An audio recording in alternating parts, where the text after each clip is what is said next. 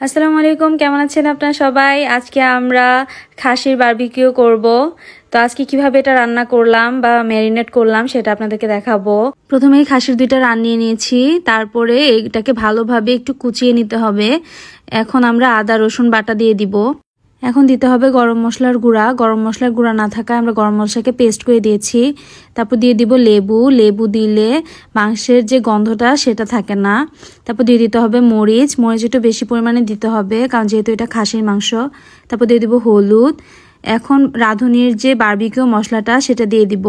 মশলাটা ঢেলে নিয়ে এটাতে টক দই মিশিয়ে নিয়ে তারপরে দিব। এতে করে সহজ হয় সবকিছু করা। টক দই না থাকলে মিষ্টি দইও দেওয়া যায়। আমি মিষ্টি দই ব্যবহার করেছি। এখন দিয়ে দিব বারবিকিউ সস। এটা আপনি যে কোনো কোম্পানির নিতে পারেন। যেহেতু এটা খাসির মাংস, এটাতে সব ধরনের সবকিছু একটু বেশি দিতে হবে। বারবিকিউ সসটাও একটু বেশি দিতে হবে।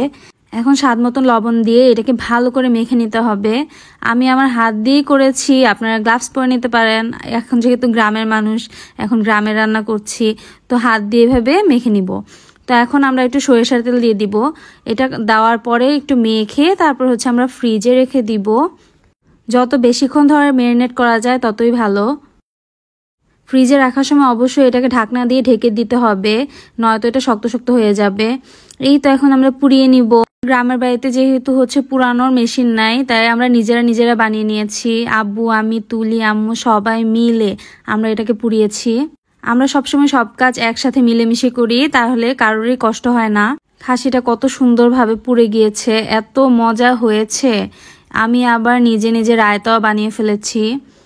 এই তো রান্না শেষ।